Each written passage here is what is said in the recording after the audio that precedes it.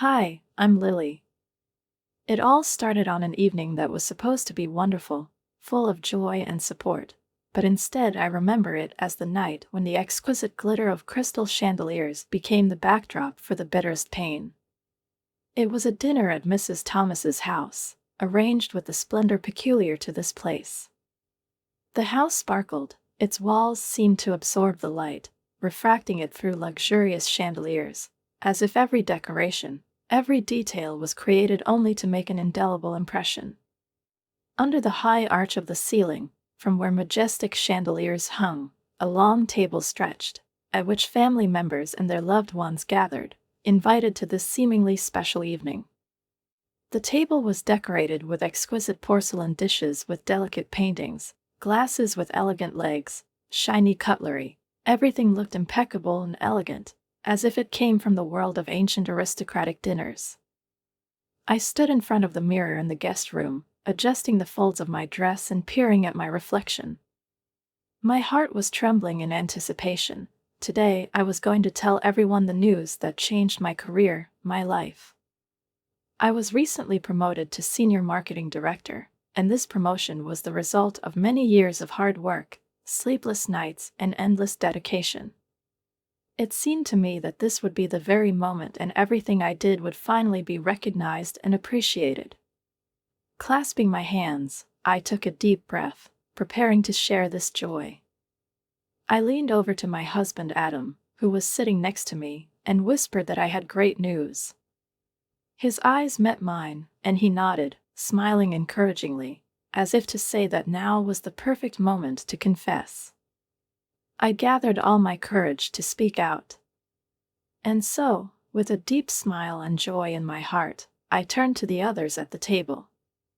I announced my promotion and how much it meant to me, hoping for warm words and supportive smiles. But instead of hearing congratulations or seeing happy faces, I felt something else, a cold, frightening silence. All eyes turned to me, but none expressed what I was hoping for. Mrs. Thomas, Adam's mother, sat across from him, her gaze stern, as if a heavy cloud of disappointment had descended. She pressed her lips together, leaned towards her son and, not trying to hide her words, hissed, "We raised him to be overshadowed by his wife's career." Her words seemed to pierce through me, they echoed coldly inside, turning the moment that I had hoped to make light into a dark corner of my memory. I glanced at Adam, hoping that he would stand up for me, that his supportive smile, given to me a few minutes earlier, would restore my confidence that he would stand next to me, despite the disapproving look from his mother. But Adam only shrank under her gaze, and his hand, which had been holding mine tightly under the table, slowly withdrew. I felt a wave of cold sweep through my body, as if the room itself and he had suddenly turned away from me. Not wanting to lose face in front of the audience, I tried my best to keep the lightness in my tone, holding back the pain and nervousness that were imperceptibly getting closer. I smiled, trying to look confident, and said that this promotion was a great opportunity that would open new doors for us, bring stability, allow us to think about more. But before I could finish, Mrs. Thomas interrupted me. Her voice, harsh, full of barely concealed condemnation, pierced the air like the hiss of a snake. "What about the family, Lily? Do you really think that money can replace the joy of having children?" Her words struck deep. I felt a pang, as if her remark had turned into an invisible wound on my heart before I could respond. And then Adam spoke up. His voice, cold as I had never heard it before, broke the silence. "When do you plan to slow down and start living for real, Lily? This career is not everything." I froze, feeling the ground give way under my feet. At that moment, amid the subdued light and the deliberate luxury of the surroundings, I realized that in front of me stood a man who seemed to have always been there, but now his words, which became a reflection of my mother's words, cut me like sharp blades. His betrayal hurt more than I could have imagined. The one who was next to me, who rejoiced at my success and supported all my endeavors, became a stranger in an instant. My voice trembled, and I found it difficult to find the words. whispered, "I thought you were proud of me." But the old atmosphere of joy has long since left this place. The main course was served, but the conversations at the table became muffled, as if everyone was afraid of another surge of tension. However, the tension continued to roll in, hung in the air like a thick, viscous fog, through which it was impossible to breathe deeply. We were sitting at this table, surrounded by exquisite dishes and fine porcelain, but it seemed to me that they were petrified, as if the whole atmosphere around was frozen in silent condemnation. I saw Adam's gaze become more and more stern, cold, reminding me of his mother's gaze, as if her shadow had completely taken over him. Every time I tried to say something, he gave me a look full of contempt, and his mother agreed with every word he said, as if approving of every stone thrown in my direction. When dessert was served, something happened that has been etched into my memory forever. The waiter carefully placed a beautiful piece of cake in front of me, which, with its exquisite appearance, only emphasized the irony of this evening. But before I could touch the fork, Adam stood up abruptly. He grabbed a napkin and threw it on the table with a loud bang. His sudden movement caused everyone to turn to him in surprise, their gazes darting in his direction with bated breath. Then his voice, echoing through the room, penetrated into every corner. "You have to know your place, Lily. You are my wife, not my competitor." These words, filled with contempt and humiliation, hung in the air. The silence held us together, and I felt like everything was bursting inside. It seemed to me that the world around me began to crumble, disintegrate into fragments that could not be collected. I slowly got up, feeling the rage and pain replace each other, like a flame burning my heart from the inside. "Being your wife doesn't mean I have to give up on my dreams, Adam.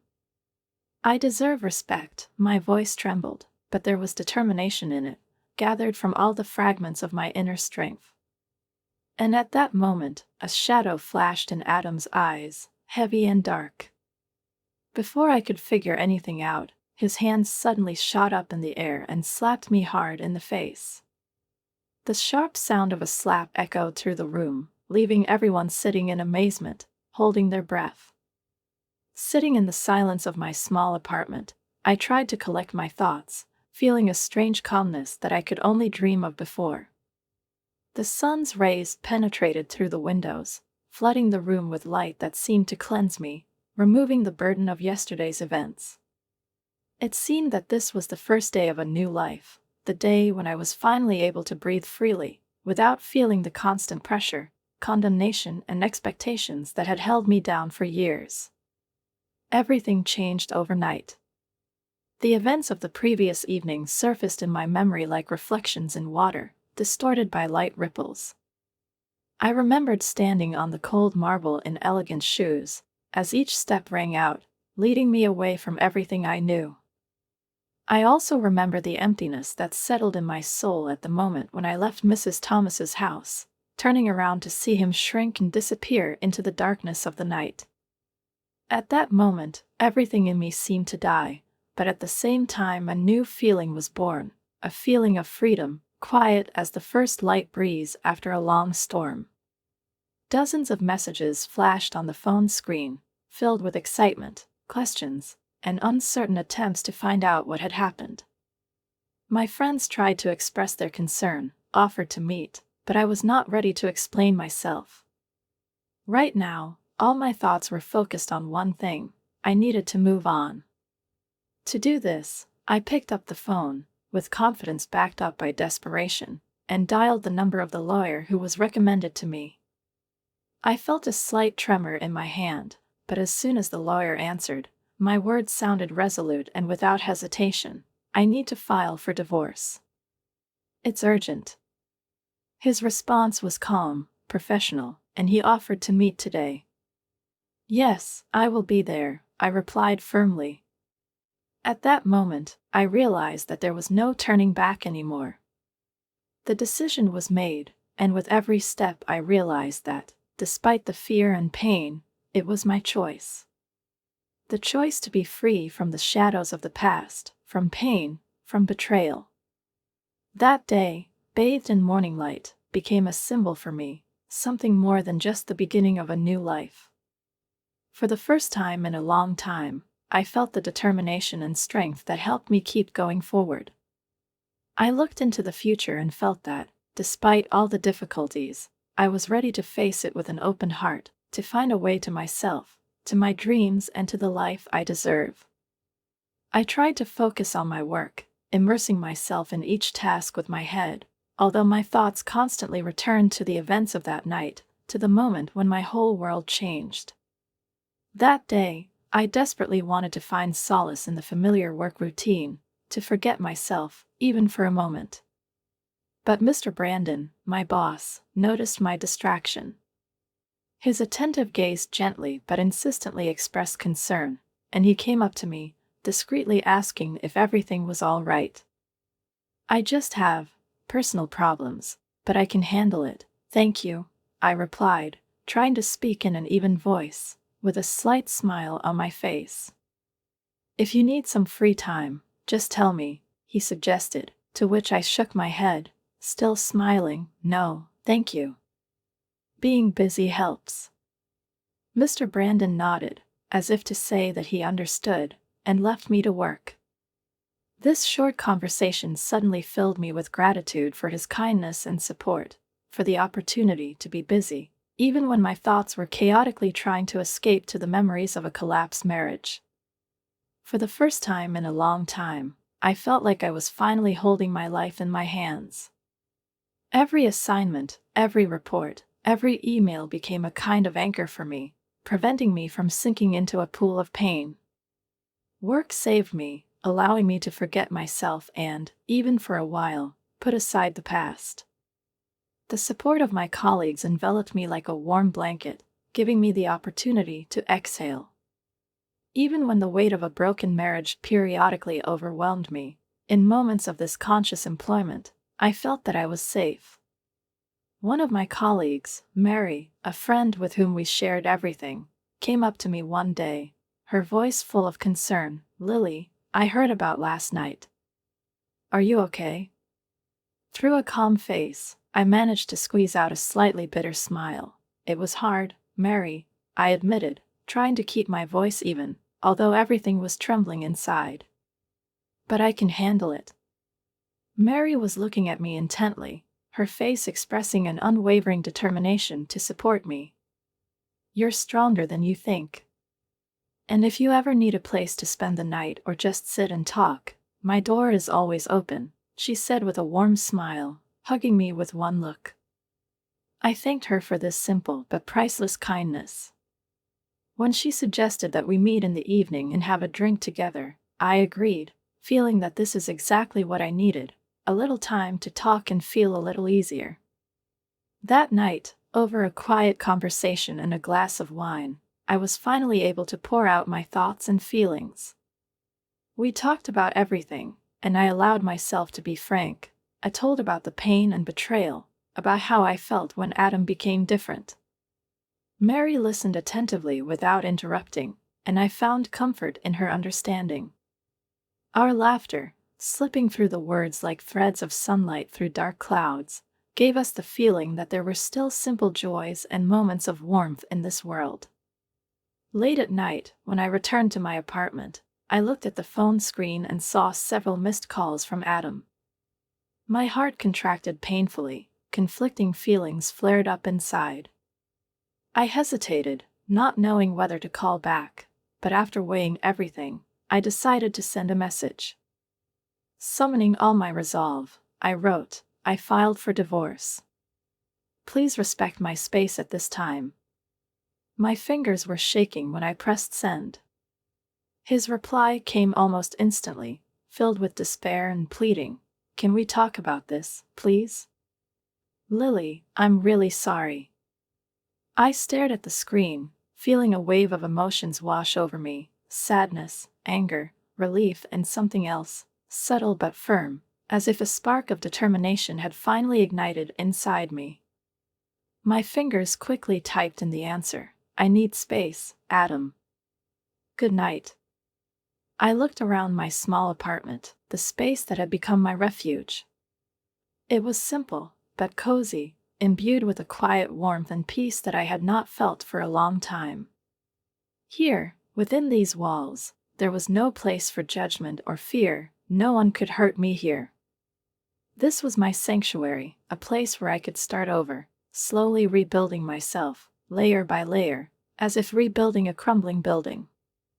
Thinking back to Adam, I realized how much our lives were divided by his own decisions and his mother's influence.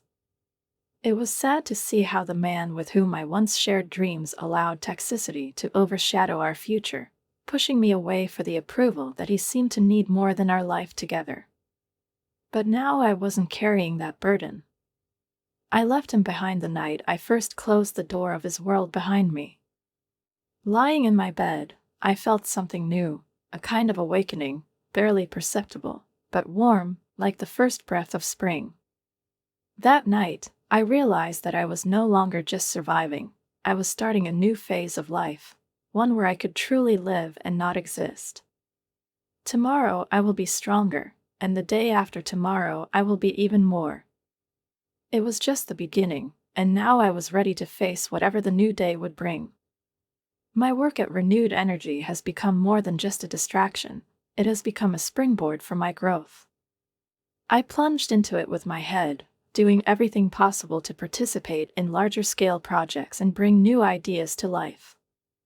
Every day my efforts bore fruit, my influence in the industry grew, and my network of professional contacts grew stronger. I was invited to speak at webinars and hold seminars where I shared my knowledge and demonstrated leadership skills that I had been developing over the years. My career was skyrocketing, and I was proud of myself, realizing how far I had come. One busy Sunday morning, sitting at my desk and looking through the proposals for a new campaign, I heard my phone vibrate. The name of Amy, one of my long-time and respected contacts in the marketing world, appeared on the screen. I answered, and her voice, full of warmth, immediately filled me with the feeling that something important was waiting for me ahead. "Hey, Lily, I have a project, and I think you're perfect for it," she said with a slight excitement that could be heard even through the phone. "Are you free to discuss this next week?" My heart skipped a beat, and I could barely contain a joyful smile, feeling a surge of joy rise inside. This was exactly the opportunity one had worked so hard for, and her words confirmed that I was on the right track. I could hardly hide my excitement, answering as calmly as possible, "Absolutely, Amy. I'd love to hear more." When the conversation ended, I sat for a long time with a slight smile on my face, realizing that my life was finally following the path that I had chosen for myself. Opportunities were opening up, and I was ready to use each of them, meeting everything that the future held in store for me with willingness and determination. Later, during the next conversation, Amy mentioned the news that she had heard about my breakup. Her voice was sympathetic but restrained. "I'm sorry you had to go through this." "Thank you, Amy," I replied, feeling a slight heaviness in my voice. "It wasn't easy, but I'm coping." Then, without hiding her joy, she invited me to speak at the upcoming conference with a topic that she thought would ideally suit my new stage of life. It's about resilience and leadership. "I think your experience, both personal and professional, will really resonate with the audience," she said. When Amy invited me to speak at a conference on sustainability and leadership, I felt thunderstruck. This offer took me by surprise, and although I did not expect something like this, a wave of understanding rose inside me. This opportunity came at the very moment when I was ready. Sharing a story of resilience after everything I've been through felt right. "It's a great honor for me, Amy. Thank you so much for thinking of me," I replied with a feeling of deep gratitude. This role spoke volumes, as well as the fact that my career is now growing with me. But with this success came rumors about the past, which became an integral part of my life, like a trace of the storms that once struck my heart. Now I've heard about Adam, about his problems in the profession, about how people who once treated him with respect began to gradually move away. One day, at an industry event, I accidentally overheard a conversation between two executives. One of them sighed, shaking his head, now he's looking for a job again.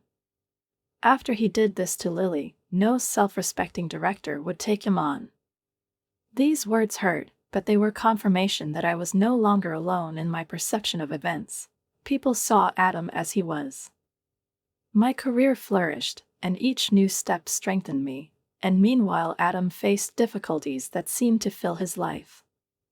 He tried to contact me several times, sending messages asking for help or for a conversation. I ignored them until one day I got a message that made me stop. "Lily, I really need your help. Can we meet?" The words, laced with despair, stirred up a strange feeling in me, an echo of those days when I still hoped for him, that we could cope. Against my better judgment, I agreed to a brief coffee meeting to hear what he had to say. When I entered the cafe and saw Adam, I barely recognized him. He was a shadow of himself, and his eyes, once confident, now radiated emptiness. His voice sounded low and broken as he began, "Lily, I made a mistake. I've lost so much, and now I can't find a job. It seems that all the doors are closed." I listened, experiencing a complex mix of emotions, regret and anger, but also feeling like the past was finally letting go of me. "Adam," I replied softly, but with firmness in my voice, "we can't change the past. You've made your choice, and now you're facing the consequences. I know, but you could help me. Talk to people.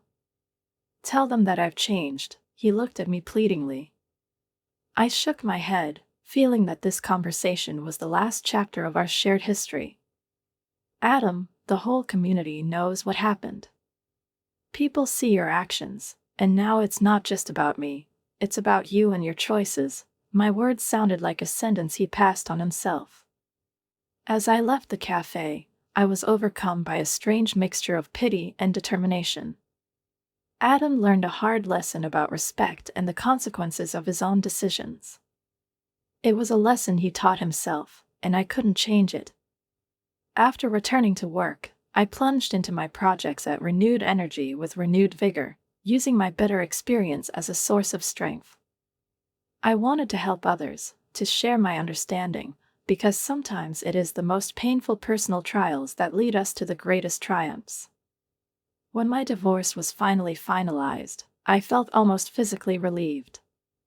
It was as if she could finally exhale after a long, hard journey.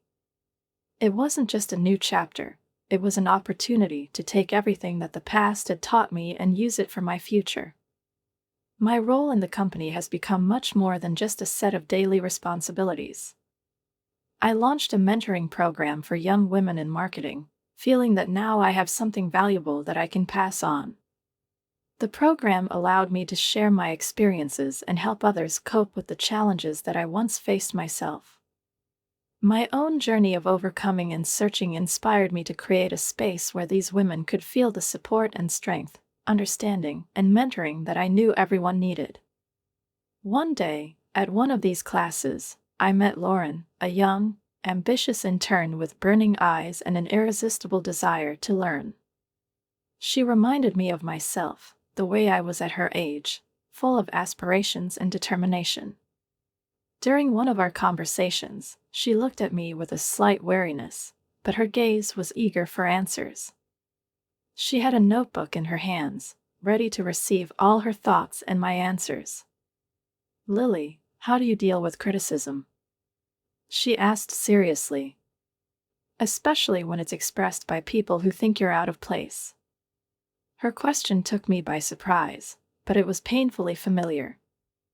I remembered all the times when my competence was questioned, both in my personal and professional life. This answer has been born over the years, going through struggle and becoming. I paused, and then, looking at Lauren, I answered quietly, "Criticism often says more about the person who expresses it than about you.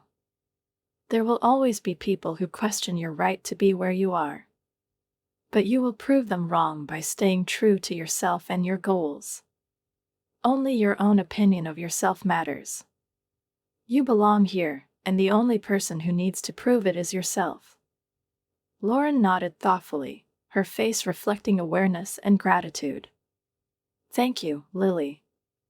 It really helps," she said with a warm smile.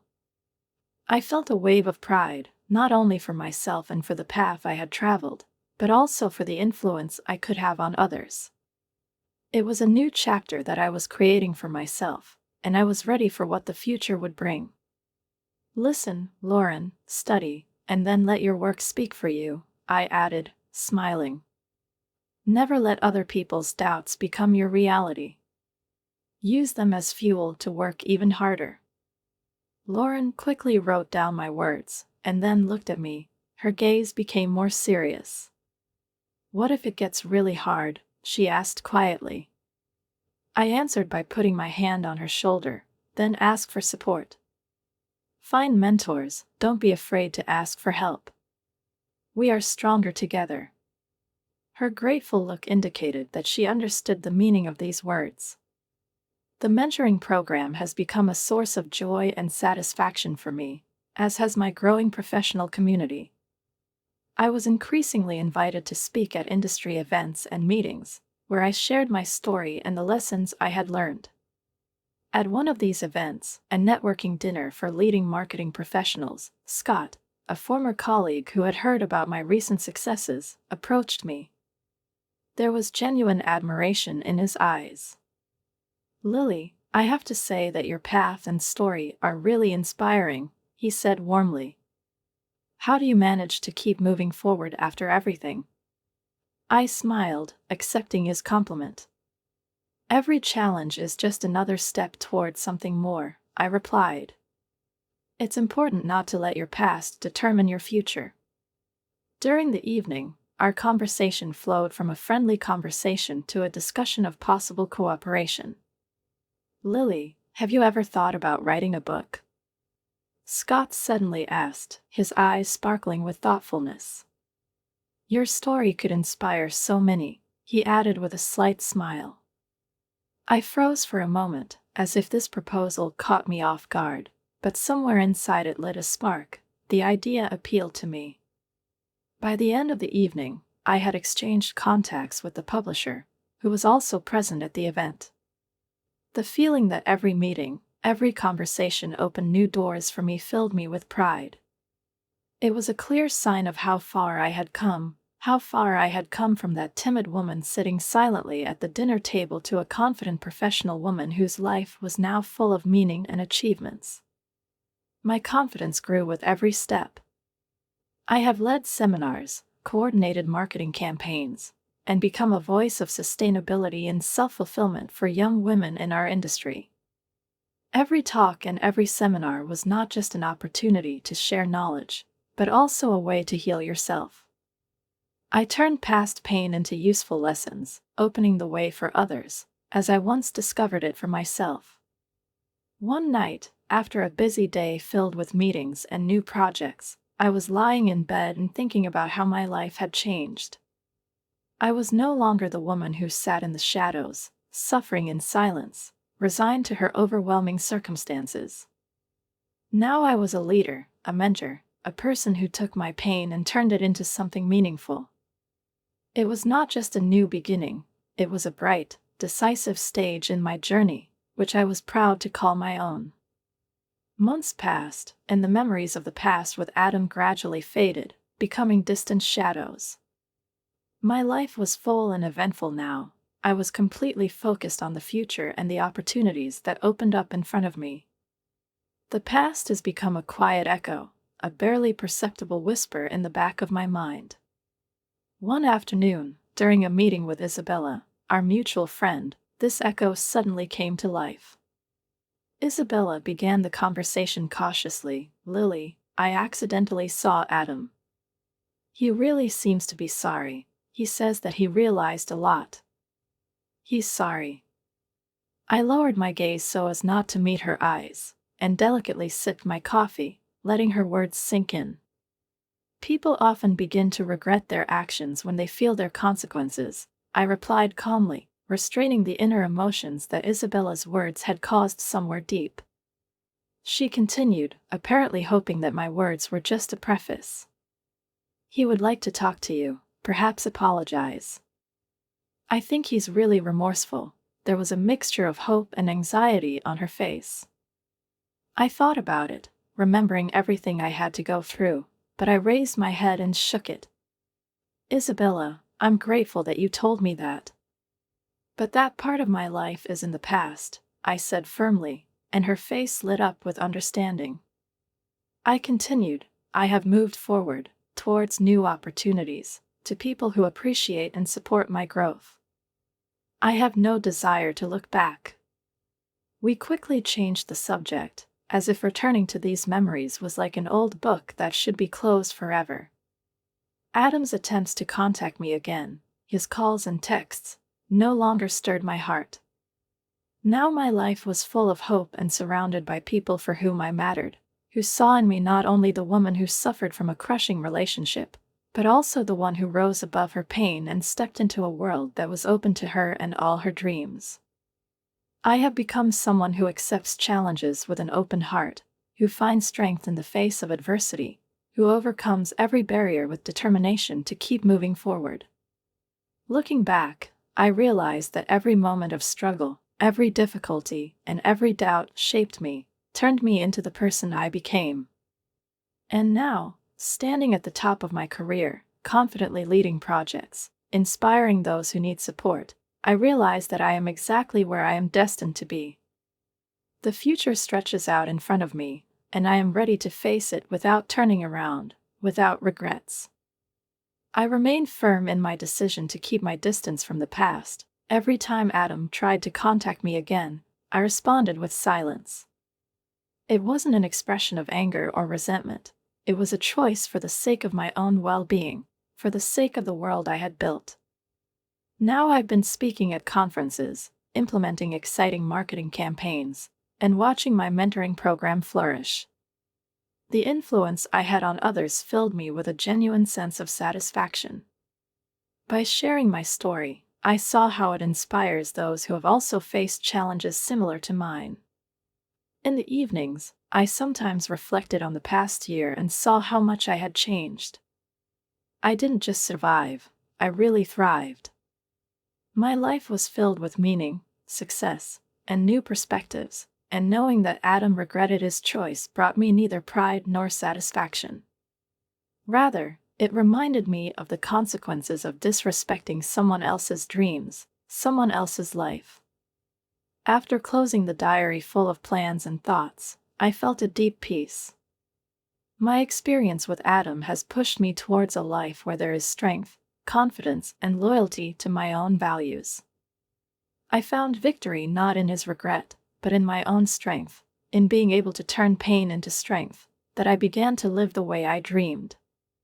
So, this is Lily's story, the story of overcoming and finding yourself. Do you think Lily was right to cut Adam off from her life? Share your thoughts in the comments, and if you like this story, please like and subscribe to learn more about inspiring fates like this one.